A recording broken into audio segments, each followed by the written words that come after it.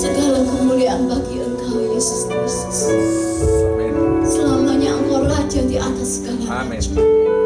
Bertatalah di dalam hidup kami, Tuhan. Ambil alih seluruh hidup kami, Tuhan. Sehingga di mana kami boleh layak di hadapan Engkau. Bawa setiap kami, Tuhan, untuk boleh alami perjumpaan pribadi dengan Engkau. Karena kami percaya, Tuhan, saat kami alami perjumpaan pribadi dengan Engkau, kami alami kemenangan yang luar biasa daripada Engkau. Kami menerima akan suatu mujizat dan janji-janji-Mu, Tuhan. Dan hamba izinkan agar Roh-Mu yang hadir di tengah-tengah kami, melawat setiap kami. Tidak pernah Engkau lewatkan satu pun daripada setiap pribadi lepas pribadi, Tuhan. Terima kasih, Tuhan, terima kasih. Engkau sungguh Bapa yang baik. Terima kasih, Yesus. Aku bangga memiliki Engkau, Yesus. I love you, Jesus. I love you, Jesus. Urapi setiap kami, Tuhan. Urapi kami, Bapa. Teruslah Engkau berkarya atas setiap kami, Roh Kudus. Terima kasih, Tuhan. Sampaikan apa yang menjadi isi hati-Mu bagi setiap kami, sehingga kami boleh menjadi pribadi yang lebih lagi menyukakan hati-Mu. Dan kami minta di dalam nama Tuhan Yesus Kristus, tiada satu kuasa roh apapun yang dapat mengganggu ataupun mencuri akan kebenaran firman-Mu di dalam nama Tuhan Yesus Kristus. Aku percaya, Tuhan, Engkau sudah yang mengambil alih. Terima kasih, Bapa, terima kasih. Urapi daripada hamba. Sungguh hamba tidak mampu tanpa Engkau. Biarlah dengan tuntunan dan pimpinan Roh Kudus, Kau yang menaruh atas setiap perkataanmu pada mulut hamba, dan sembunyikanlah hamba-Mu ini di belakang salib-Mu. Terima kasih Bapa, terima kasih. Segala puji, syukur, dan kemuliaan hanya bagi Engkau, Yesus Kristus. Haleluya, amin. Amin. Shalom semuanya. Shalom. Kita belajar pada malam hari ini tentang sebuah tema tentang kesetiaan. Terkadang kita berpikir kesetiaan itu berbicara hubungan kita dengan pasangan kita. Tetapi kesetiaan itu bukan hanya berbicara tentang hubungan kita dengan pasangan kita. Tetapi kesetiaan itu mengandung arti yang cukup luas. Bila engkau setia pada pasanganmu itu baik.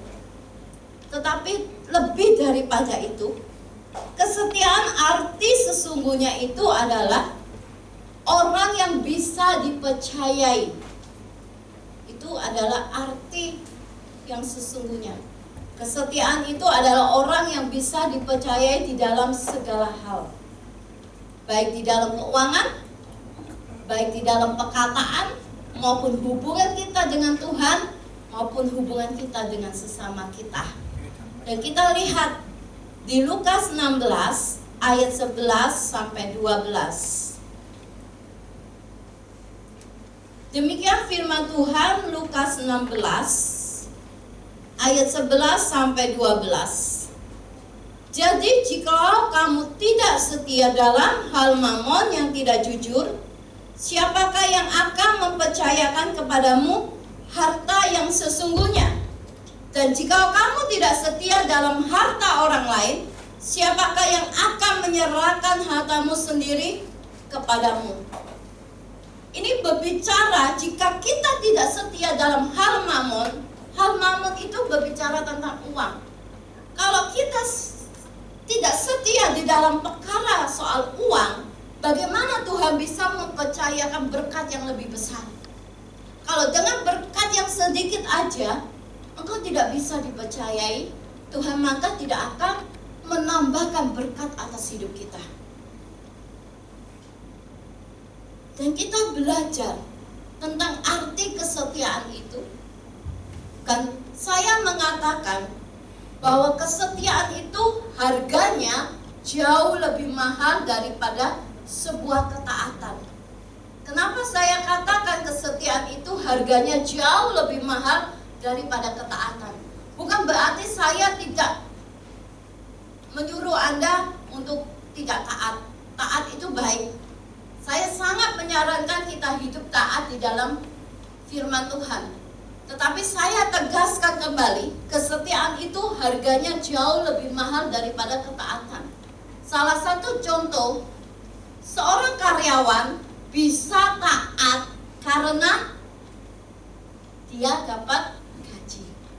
Kalau dia tidak taat, dia dapat konsekuensinya. Apa? Kalau tidak taat, gajinya dipotong atau dikeluarkan. Orang yang taat belum tentu dia setia, loyalitas terhadap majikannya. Banyak buktinya karyawan yang taat tapi ternyata tidak jujur di dalam keuangan, korupsi, suka ngentek, habisnya 10.000 ngomongnya 15.000. Sebab itu saya katakan bahwa kesetiaan itu harganya jauh lebih mahal daripada ketaatan. Karena kesetiaan itu berbicara orang yang bisa dipercayai dalam segala hal. Kalau di dalam perkataanmu saja engkau tidak bisa dipercayai, tidak bisa dipegang, bagaimana orang bisa mempercayai engkau? Dan Tuhan mau kita punya kualitas sebagai orang yang bisa dipercayai. Kita lihat di Amsal 3 ayat 3.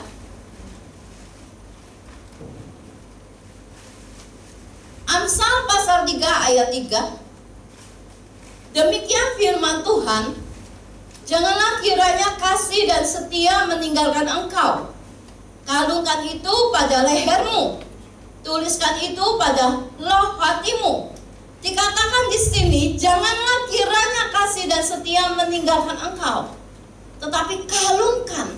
Kalau kita berbicara kalungkan, Tuhan mau kasih dan kesetiaan itu melekat di dalam diri kita. Kalau kita memiliki kasih dan kesetiaan, itu sama dengan pribadinya Yesus. Pribadi Tuhan Yesus sendiri adalah kasih, dan pribadi Tuhan Yesus adalah setia. Di 2 Tesalonika pasal 3 ayat 3a dikatakan Tuhan itu adalah Tuhan yang setia. Jadi Tuhan mau kita menjadi pribadi-pribadi yang setia, yang bisa dipercayai di dalam segala keadaan apapun. Dan kesetiaan kita biasanya teruji di dalam keadaan yang tidak baik dan dalam keadaan yang diberkati. Saya mau tanya nih, di sini ada ibu-ibu, ada bapak-bapak. Ibu-ibu, para istri biasanya kesetiaannya teruji di saat pasanganmu punya uang atau tidak? Punya uang. Jujur. Punya uang. Waktu tidak punya uang, dalam keadaan susah. Kalau suami-suami kesetiaannya teruji di saat punya uang apa tidak punya uang? Punya uang, kebalikannya ya. Sama halnya, Tuhan itu bisa saja memberkati kita secara langsung. Tapi seringkali Tuhan izinkan dalam keadaan yang tidak baik, karena Tuhan mau melihat apakah kita adalah orang-orang yang setia yang bisa dipercayai. Dan Tuhan juga seringkali mengizinkan kita diberkati sangat luar biasa juga karena ingin melihat apakah kita tetap menjadi pribadi yang setia yang bisa dipercayai. Dan kita belajar dari dua tokoh ini, Daud dan Daniel. Kenapa saya katakan bahwa Daud dan Daniel itu adalah dua tokoh pribadi yang bisa dipercayai? Tuhan menunjuk Daud sebagai raja atas bangsa Israel bukan suatu hal yang asal milik. Tetapi Daud didapatkan pribadi yang bisa dipercayai. Buktinya apa? Bahwa Daud itu pribadi yang bisa dipercayai, yang setia. Kita lihat di 1 Samuel pasal 17 ayat 34 sampai 35. 1 Samuel 17 ayat 34 sampai 35.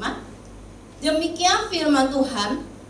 Tetapi Daud berkata kepada Saul, "Hambamu ini biasa mengembalakan kambing domba ayahnya apabila datang singa atau beruang yang menekan seekor domba dari kawanannya. Maka aku mengejarnya, menghajarnya, dan melepaskan domba itu dari mulutnya. Kemudian apabila ia berdiri menyerang aku, maka aku menangkap janggutnya, lalu menghajarnya dan membunuhnya." Ini bukti bahwa Daud itu bisa dipercayai. Sebelum menjadi raja, Daud ini hanyalah seorang pengembala yang mengembalakan domba dan kambing milik ayahnya. Tapi ia melakukan dengan segenap hatinya. Bahkan dia tidak lagi memikirkan dirinya sendiri demi keselamatan daripada domba dan kambing. Jadi Tuhan itu ingin mendapatkan bagi setiap kita kualitas orang-orang yang bisa dipercayai.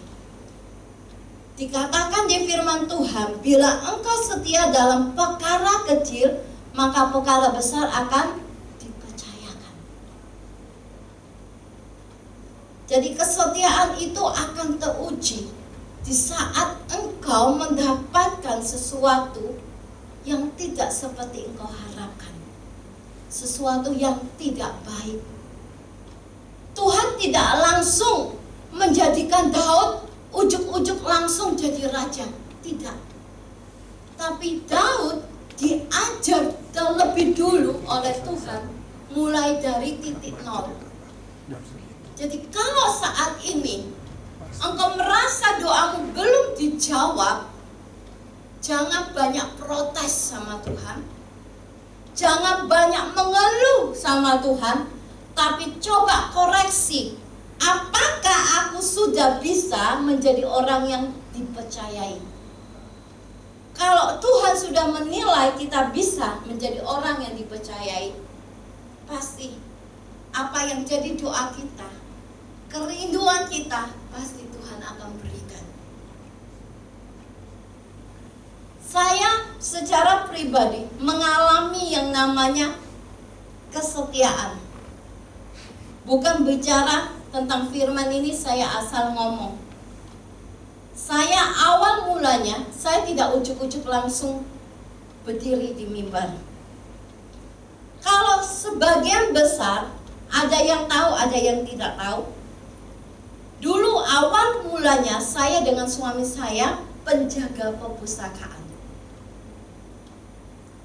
Waktu kami ditunjuk sebagai penjaga perpustakaan, siapa yang kenal Yenchen? Gak ada. Betul ya? Noleh pun gak ada. Tapi kalau sekarang, kalau disebut nama Yenchen, oh ngerti. Paham ya? Tapi waktu saya diajar Tuhan untuk jadi penjaga perpustakaan bersama suami, saya lakukan itu dengan segenap hati. Waktu itu saya masih ingat, saya boncengan sama suami saya di salah satu perpustakaan di universitas untuk belajar ilmu perpustakaan. Dan saya masih ingat, saya sama suami saya jaga duduk nata buku urut dari abjad A sampai Z. Saya juga masih ingat, suami saya menyuruh saya nyampur buku. Saya sampul bukunya, ujungnya lancip disuruh bongkar. Sampai benar-benar ujungnya nggak lancip. Sampai sampulnya itu harus mulus rapi. Saya lakukan itu dengan segenap hati. Saya tidak mengeluh, saya tidak protes. Loh Tuhan, kok aku dijadikan penjaga perpustakaan? Kalau engkau ditunjuk, mungkin saat ini engkau ditunjuk mungkin bagian yang nota kursi. Enggak apa-apa, lakukan itu. Karena kalau engkau bisa dipercayai dalam hal kecil dan engkau melakukan dengan segenap hatimu, peninggian itu pasti Tuhan akan berikan. Jangan minta ujuk-ujuk langsung peninggian kalau kita nggak mau diajar dari bawah terlebih dulu. Waktu saya jadi penjaga perpustakaan, ada beberapa lama sekian, mungkin ada kurang lebih 6 bulan, saya nggak ingat persis. Tiba-tiba Bapak Gembala saya menunjuk saya sebagai pendoa syafaat. Waktu saya masuk sebagai pendoa syafaat, saya kaget. Kagetnya apa? Karena saya yang paling muda. Semuanya pada ibu-ibu. Tapi saya mau jalani prosesnya Tuhan. Sebelum saya bawa firman, suami saya yang bawa firman. Mungkin masih ingat ya? Saya duduk manis, saya nggak protes. Saya ngikutin maunya Tuhan. Kalau kita mengikuti maunya Tuhan, itu hasilnya enak kok saudara. Saya ada hari ini, itu juga melewati suatu prosesnya Tuhan. Bukan saya ujuk-ujuk langsung bawa firman, enggak. Daud pun enggak ujuk-ujuk langsung jadi raja, jadi pengembala. Siapa yang kenal Daud? Semua orang mungkin meremehkan Daud, tapi lihat Daud melakukan dengan segenap hatimu. Jadi kalau engkau masih dipercayai rumah kontrakan, bersyukurlah dan lakukan dengan engkau merawat, walaupun itu bukan rumahmu, tapi rawatlah seperti rumahmu sendiri. Maka saya percaya rumah pribadi pasti akan Tuhan berikan. Tapi kalau engkau dipercayakan rumah kontrakan, tapi gak dirawat. Dalam pikiran, lampu aku ngapi-ngapiin, oh ini duduk omaku. Nah, itu berarti kita bukan pribadi yang bisa percaya. Jadi kesetiaan itu adalah orang yang bisa dipercayai di dalam segala hal, baik di dalam perkataan, dalam keuangan, baik dalam hubungan kita kepada Tuhan dan pasangan kita. Kita lihat di Amsal 28 ayat 20. Demikian firman Tuhan, orang yang dapat dipercaya mendapat banyak berkat, tetapi orang yang ingin cepat menjadi kaya tidak akan luput dari hukuman. Orang yang dapat dipercaya mendapat banyak berkat. Berarti kita ini harus bisa dipercayai. Jangan kita ngomongnya A, tapi hatinya B. Muka depan, belakang beda. Ini yang Tuhan gak suka. Mungkin kita bisa menipu orang di sekitar kita, tapi Tuhan tidak bisa ditipu, karena Tuhan tahu isi hati kita. Kelihatannya kita begitu ramah, kelihatannya kita begitu rohani, tapi hatinya glundal, suka ngerasain di belakang.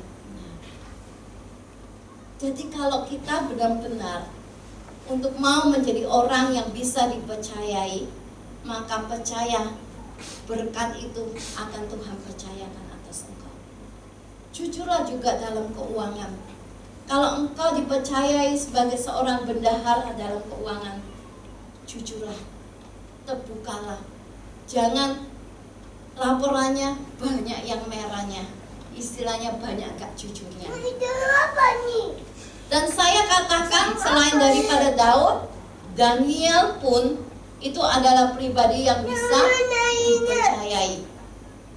Kita lihat di Daniel 6 ayat 1 sampai 9. Daniel 6 ayat 1 sampai 9. Demikian firman Tuhan. Lalu berkenanlah Darius mengangkat 120 wakil-wakil raja atas kerajaannya. Mereka akan ditempatkan di seluruh kerajaannya. Di sini dikatakan bahwa Darius mengangkat 120 wakil raja dan termasuk Daniel. Membawai mereka diangkat pula 3 penjabat tinggi, dan Daniel adalah salah satu dari ketiga orang itu. Kepada mereka lah para wakil-wakil raja harus memberi pertanggungan jawab supaya raja jangan dirugikan. Maka Daniel melebihi para penjabat tinggi dan para wakil raja. Itu karena ia mempunyai roh yang luar biasa, dan raja bermaksud untuk menempatkannya atas seluruh kerajaannya. Kemudian para penjabat tinggi dan wakil raja itu mencari alasan dakwaan terhadap Daniel dalam hal pemerintahan, tetapi mereka tidak mendapat alasan apapun atas sesuatu kesalahan, sebab ia setia dan tidak ada didapati suatu kelalaian atau sesuatu kesalahan padanya. Kita perhatikan di sini, pejabat-pejabat tinggi yang lainnya pada iri kepada Daniel, mencari kesalahan Daniel, tetapi tidak ditemukan kesalahannya karena Daniel adalah setia. Lanjut di ayat 6. Maka berkatalah orang-orang itu, kita tidak akan mendapat suatu alasan dakwaan terhadap Daniel ini, kecuali dalam hal ibadahnya kepada Allahnya. Kemudian bergegas-gegaslah para penjabat tinggi dan wakil raja itu menghadap raja serta berkata kepadanya, "Ya Raja Darius, kekalah hidup tuanku. Semua penjabat tinggi kerajaan ini, semua penguasa dan wakil raja, para menteri dan para bupati telah mufakat supaya dikeluarkan kiranya suatu penetapan raja dan ditetapkan suatu larangan, agar barang siapa yang dalam 30 hari menyampaikan permohonan kepada salah satu dewa atau manusia kecuali pada tuanku ya Raja, maka ia akan dilemparkan ke dalam gua singa. Oleh sebab itu, ya Raja, keluarkanlah larangan itu, buatlah suatu surat perintah yang tidak dapat diubah menurut undang-undang orang Media Persia yang tidak dapat dicabut kembali. Sebab itu Raja Darius membuat surat perintah dengan larangan itu. Lanjut di ayat 17, sesudah itu Raja memberi perintah, lalu diambilnya Daniel dan dilemparkan ke dalam gua singa. Kalau kita perhatikan perjalanan hidup daripada Daniel, kalau kita baca dari Daniel pasal pertama, Daniel itu awal mulanya bukan seorang pejabat, tapi dia adalah pramusaji, istilahnya kacung. Tapi Daniel begitu setia di dalam setiap tanggung jawab yang sudah Tuhan berikan kepadanya. Sampai pada suatu ketika di zaman Darius, Daniel diangkat dan orang-orang pada iri hati. Dan dikeluarlah perintah daripada Raja Darius bahwa tidak boleh mengajukan permohonan selain kepada raja. Waktu Daniel mendengar perintah yang dikeluarkan oleh Raja Darius, Daniel kesetiaannya tidak goyah kepada Tuhan. Daniel tetap berdoa sehari 3 kali. Bayangkan saudara, kalau kita di posisi Daniel, tiba-tiba kita dengar ada perintah daripada presiden, siapa yang nyembah Tuhan Yesus akan dimasukkan gua singa. Pasti pada banyak yang akan menyangkal siapa? Yesus, seperti Petrus. Tapi Daniel tidak takut sama sekali. Dia tetap setia, dia tetap mengajukan permohonannya dengan dia berdoa kepada Tuhan. Dia berani menanggung resikonya. Sampai di saat dimana Daniel dimasukkan ke gua singa, ada pembelaan Tuhan. Dan Tuhan mau kita adalah pribadi-pribadi yang setia. Sekalipun engkau belum mendapatkan jawaban daripada doa-doamu, tapi engkau tetap setia, tetap bisa menjadi orang yang dipercayai oleh Tuhan. Mungkin kita harus menanggung banyak air mata di dalam mengikut Yesus, tapi percayalah, di dalam mengikut Tuhan happy ending kok. Amin. Amin. Tetapi kalau kita tidak setia, kita bukan berakhir dengan happy ending. Karena Yesus tahu rancangan yang jauh lebih indah daripada kita secara pribadi, secara manusia. Sebab itu jadilah orang-orang yang bisa dipercayai, yang setia. Setia kepada sesama kita. Contohnya apa? Dengan pasangan kita. Selain dengan pasangan kita, dengan hubungan komunitas. Sorry kata, kalau mungkin tidak di sini ya, di luar sana, kalau nggak cocok titik sama pendetoi, dikit-dikit keluar. Keleleng gereja sak Surabaya. Saya batin, kalau engkau keleleng gereja sak Surabaya, saya yakin dan jamin 100% engkau tidak akan bertumbuh dan berbuah di hadapan Tuhan. Karena apa yang dicari? Mau cari untuk cocok dengan pendetamu, gak akan mungkin bisa cocok satu dengan yang lain. Setuju ya? Setuju. Mau suami istri aja kadang gak cocok, mau cari cocok sama pendeta, itu alasan doang. Saya secara pribadi, saya sebagai seorang pekerja di Imamat Rajani, saya sudah melayani puluhan tahun. Dan sempat itu kesetiaan saya diuji. Diuji apa? Ada sebuah gereja yang menawarkan saya untuk bergabung. Dan saya dijanjeni, ayo Cik Yenjan gabung dengan kami. Kan kita sama-sama satu visi. Nanti Cik Yenjan langsung tak angkat jadi ketua pendoa syafaat. Padahal di gereja saya bukan ketua, cuma pendoanya, anak buah.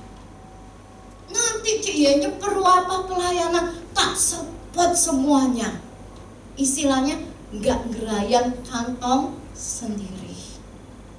Kalau di iman, saya masih keluar dari kantong sendiri.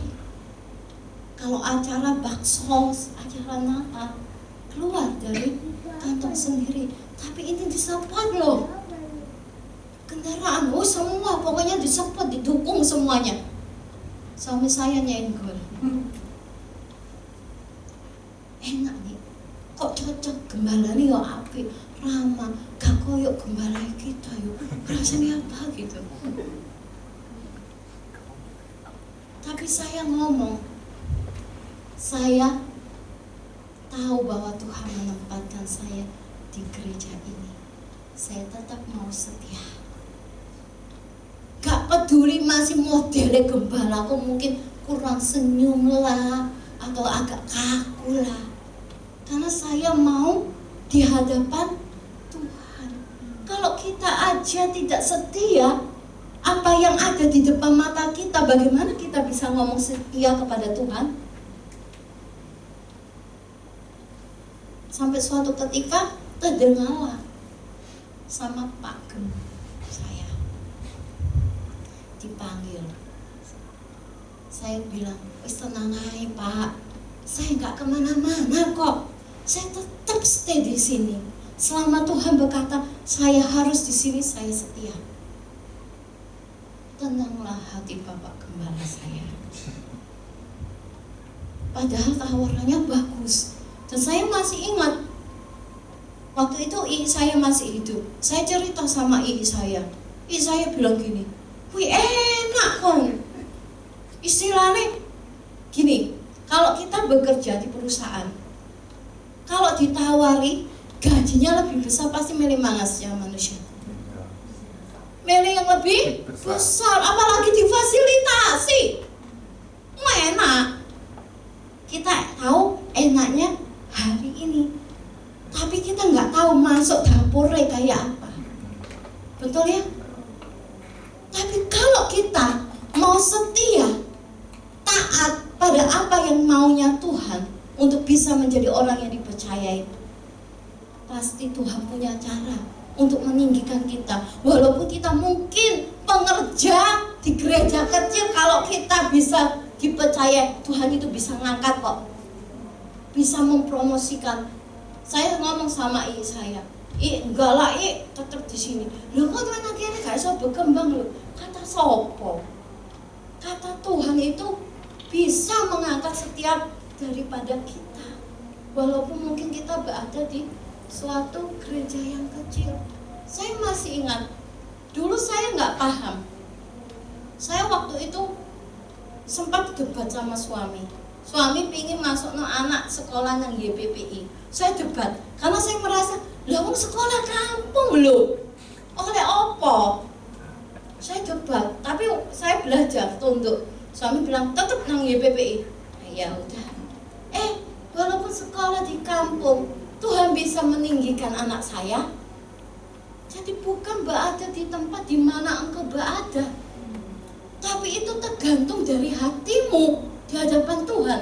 Kalau hatimu adalah hati yang bisa dipercayai, peninggian itu datang daripada Tuhan.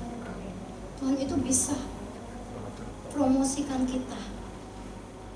Saya ada hari ini, sampai saya diundang ke Jakarta, sampai ke Sulawesi, sudah kemana-mana, puji Tuhan. Bukan berarti saya di gereja yang besar loh, tapi di gereja yang kecil. Ayo, jadilah orang-orang yang bisa dipercayai. Jangan menginginkan berkat yang besar kalau engkau belum bisa dipercayai di dalam berkat yang kecil. Jangan minta sesuatu peninggian dan promosi kalau engkau di dalam perkataan aja belum bisa dipercayai. Jadilah seperti Daniel dan Daud. Apa kata Daniel? Waktu ia dimasukkan ke gua singa, Daniel dan teman-temannya berkata, sekalipun Tuhan tidak menolong aku tidak akan menyembah kepada ilah yang lain. Wow, kesetiaan Daniel luar biasa. Sebab itu Tuhan mempercayakan jabatan yang lebih lagi atas Daniel dan teman-temannya.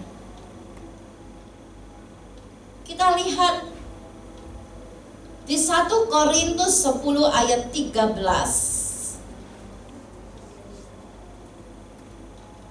Demikian firman Tuhan. Pencobaan yang kamu alami ialah pencobaan biasa, yang tidak melebihi kekuatan manusia. Sebab Allah setia, dan karena itu Ia tidak akan membiarkan kamu dicobai melampaui kekuatanmu. Pada waktu kamu dicobai, Ia akan memberikan kepadamu jalan keluar sehingga kamu dapat menanggungnya. Jadi kalau Tuhan izinkan kita ditempatkan di posisi yang tidak enak, Tuhan itu tidak tinggal diam. Dia tetap turut campur tangan. Asal kita menjadi orang yang bisa dipercayai, menjadi orang yang setia. Karena Tuhan itu sangat menyukai orang-orang yang setia. Ada janji dan berkat bagi orang-orang yang setia. Upah yang kita terima bila mana kita setia kepada Tuhan. Pertama, kita akan diberkati kalau kita bisa menjadi orang yang setia. Di Ulangan 7 ayat 12 sampai 14. Selain kita diberkati, kita disebut orang benar. Kita lihat di Yeskiel 18 ayat 9. Hidup menurut ketetapanku dan tetap mengikuti peraturanku dengan berlaku setia, ialah orang benar, dan ia pasti hidup. Demikianlah firman Tuhan Allah. Kalau kita berlaku setia, mengikuti apa yang menjadi ketetapan Tuhan, bisa menjadi orang yang percaya, kita disebut orang benar. Kalau kita sudah disebut sebagai orang benar, maka ada firman Tuhan, orang benar tidak akan dibiarkan jatuh tergeletak. Tidak akan dibiarkan selamanya orang benar itu kakinya goyah. Dan ia mendapat apa? Hidup. Tadi ya di Yeskiel itu, ia orang benar dan ia pasti hidup. Hidup ini bukan berbicara, oh aku ini harus hidup. Ya, kita ini makhluk hidup, kita hidup. Tapi yang dimaksud firman Tuhan ini hidup adalah kita diberkati, tapi kita juga menikmati. Ada orang yang diberkati, tapi gak nikmati. Ya percuma toh. Siapa yang mau diberkati, tapi kita juga menikmati semuanya. Kalau menikmati toh, tapi gak diberkati, ya percuma. Ini yang disebut ia pasti hidup. Hidup ini berarti kita diberkati, tapi kita juga menikmati. Upah yang ketiga, Amsal 12 ayat 22. Orang yang dusta bibirnya adalah kekejian bagi Tuhan, tetapi orang yang berlaku setia dikenannya. Wow, siapa yang gak ingin mendapatkan perkenanan Tuhan? Kalau kita mendapatkan perkenanan di hati Tuhan, doa kita bisa koneksi dengan hati Tuhan. Jadi kita minta dikasih sama Tuhan. Tapi orang yang dusta bibirnya, dusta itu berarti mulutnya, perkataannya gak bisa dipercayai. Banyak kebohongan, banyak tipu sana sini. Jadi orang yang setia itu dapat perkenanan. Saya bersyukur saudara, karena suami saya bilang, kok ini loh kok disayang Tuhan. Saya jawab, masa sih bu, aku aku disayang Tuhan, mau modelnya kayak gini. Oh iya, buktinya kamu pengen apa? Dituruti hati Tuhan. Saya ini ya, jujur, ini kesaksian. Saya ini punya IG, tapi nggak begitu aktif. Suatu ketika, saya tuh lihat IG-nya seorang hamba Tuhan. Foto bareng di suatu rumah makan yang atasnya ada kolam ikannya. Nah saya itu cuma ngomong, Tuhan api rumah makan mana ya atasnya ada kolam ikannya. Wih pemandangannya bagus. Terus Tuhan aku pingin Tuhan, tapi di mana ya? Saya itu nggak tahu saudara. Bayangan saya di luar negeri. Ternyata itu di Bali saudara. Dan itu cuma batin tak lo ngomong hati Tuhan. Nggak tahu Tuhan punya cara. Saya tiap bulan diundang di satu gereja persekutuan keluarga. Di situ janji Tuhan terjadi dan gol. Nikah nang Bali. Terus nikah ditunjuk di restoran sing atasnya ono kolamnya. Saya lupa nama hotelnya. Apa ya Bu? Itu saya lihat di Google itu. Tuh. Saya lihat di Google harganya semalam 3.900.000. Wow, itu belum termasuk makannya. Terus saya kepingin makannya di restoran yang atasnya ada kolam ikan, bisa lihat-lihat bintang apa. Dikasih sampai saya, Tuhan terima kasih, padahal itu batin tok loh. Terus suami saya bilang, lah iya kok nggak minta opo kok dituruti adik Tuhan. Makanya Tuhan sayang. Mau jadi kesayangan Tuhan, mau dapat perkenanan Tuhan, jadilah orang yang bisa dipercayai. Hal yang keempat, upah yang kita terima adalah kita mendapat mahkota kehidupan. Ayat terakhir di Wahyu 2 ayat 10. Jangan takut terhadap apa yang harus engkau derita. Sesungguhnya iblis akan melemparkan beberapa orang dari antaramu ke dalam penjara, supaya kamu dicobai dan kamu akan beroleh kesusahan selama 10 hari. Hendaklah engkau setia sampai mati, dan aku akan mengaruniakan kepadamu mahkota kehidupan. Wow. Upah bagi orang yang setia, kita dapat mahkota kehidupan. Mati pun Tuhan sudah janji mahkota kehidupan. Wes kita nikmati di bumi, kita juga nikmati di surga. Jadi setia itu bukan bicara, oh aku setia di suamiku, aku setia di istriku. Bukan itu. Artinya luas. Kesetiaan itu orang yang bisa dipercayai dalam perkataan, dalam keuangan, dalam hubunganmu dengan sesama dan dengan Tuhan. Kalau engkau bisa dipercayai di dalam perkara yang kecil, sekalipun dalam keadaan yang tidak baik, engkau tetap bisa dinilai Tuhan setia dan dipercayai seperti Daud dan Daniel. Maka peninggian, promosi, berkat itu akan Tuhan berikan, bahkan mahkota kehidupan. Saya undang Ciheni ke depan, pemain musik maju ke depan. Kita nyanyi satu lagu. Saya minta tolong suami saya, dan saya mengajak semua untuk bangkit berdiri.